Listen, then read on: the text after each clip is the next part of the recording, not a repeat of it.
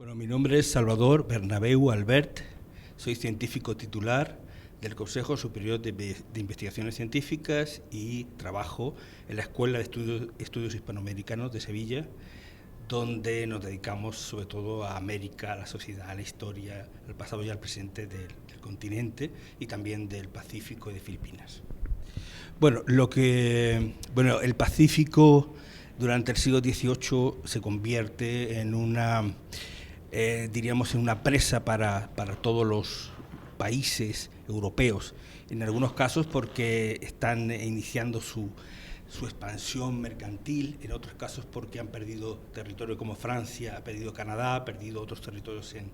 en Norteamérica y entonces buscan nuevas tierras para también expandirse, etcétera, ¿no? Entonces, en esos momentos, durante el reinado de Carlos III, lo que era diríamos, un Pacífico tranquilo, con llegada de piratas, de corsarios, etcétera, o de barcos de rapiña y sobre todo en los momentos de guerra entre las naciones, pero ya se convierte en un objeto primero de conocer, de buscar tierras, de buscar alimentos, nuevas tierras estratégicas, y de pronto se van a topar con unas sociedades nuevas, unas sociedades que, si bien hay unos mitos geográficos que van a desaparecer por esta llegada masiva de expediciones de Cook, la Perú, Bougainville, que se hacen famosas en Europa casi inmediatamente después de llegar a puerto, lo que no ocurría con otros siglos anteriores. Aparece los mitos del buen salvaje, en este caso el buen isleño.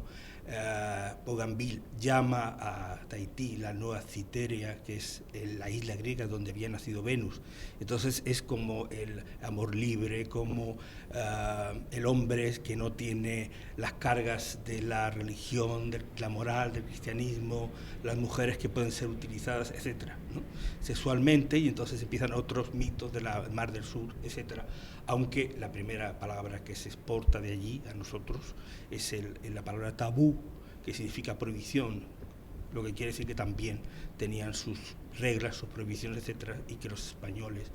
y los ingleses, etcétera, tardaron en conocerlas. Entonces, durante el reinado de Carlos III se produce este cambio, porque es el momento donde las grandes expediciones se llevan a cabo y los españoles van a contestar con una gran expedición, que es la Malespina Bustamante, que se prepara durante el reinado de Carlos III, pero se desarrolla con Carlos IV, pero sí con otros viajes más desconocidos que van a ir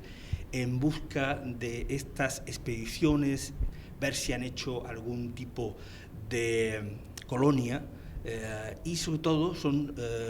ya van de la península Guardia Marina, gente más preparada con mejores instrumentos, y eso lleva también a una nueva cartografía y a conocer mejor el Mar del Sur. Entonces, pues hay cosas importantes como, por ejemplo, son los segundos que llegan a la isla de Pascua. Los primeros fueron los holandeses en 1722, pero apenas recogieron material, y los españoles son los primeros que realizan una cartografía y unos materiales etnográficos y relaciones sobre la isla de Pascua, o la gran expansión que se realiza en la Alta California, las fundaciones de todas las misiones hasta San Francisco, desde San Diego a San Francisco, el conocimiento de Alaska, el contacto con los rusos, y luego muchas de las islas que vuelven a ser redescubiertas, que ya habían sido avistadas en el 16 y 17, y que en el 18 se vuelven a avistar,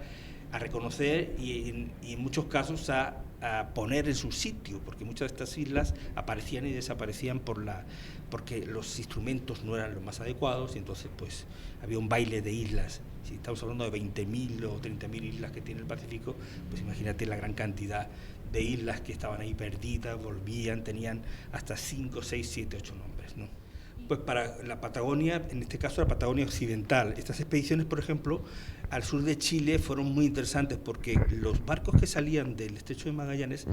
enseguida con la corriente de Humboldt, que es hacia el norte, pues se subían o se internaban en el Pacífico. La zona del sur de Chile es muy recortada y traicionera para los barcos, porque tiene muchísimos islotes, rocas que apenas se ven, y corrientes traicioneras, y entonces los barcos no querían meterse ahí, aparte del frío que hacía, ¿no? Pero en 1741 hay un desembarco de un capitán inglés, y entonces los españoles inmediatamente inician pues su reconocimiento para saber si se habían instalado, y posteriormente jesuitas franciscanos pues para colonizar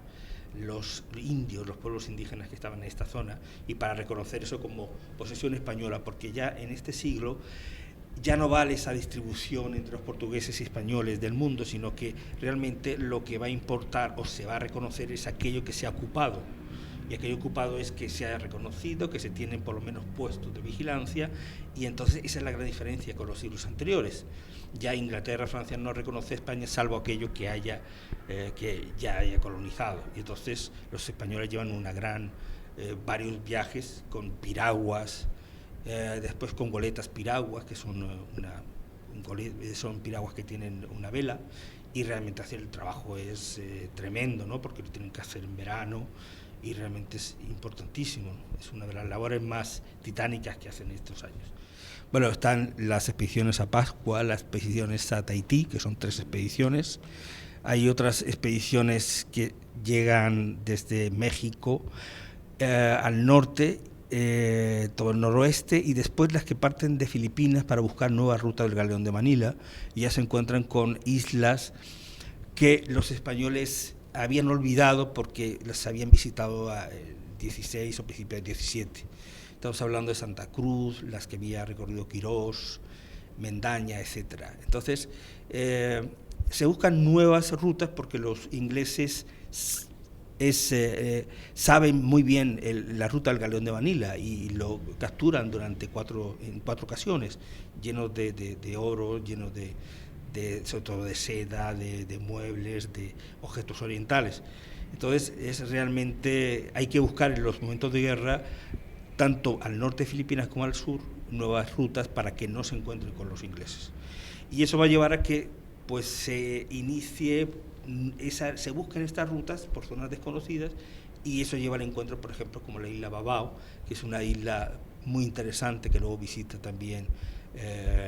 Malaspina, y que los españoles tienen mucho contacto con ellos. Pero principalmente la acción española se centra en la Micronesia, lo que son Carolinas, Palaos y Marianas. Allí hay asentamientos, y serán hasta el siglo XIX, ya cuando hay una guerra contencioso con los alemanes, en donde pues serán las islas que más presencia tengan de España.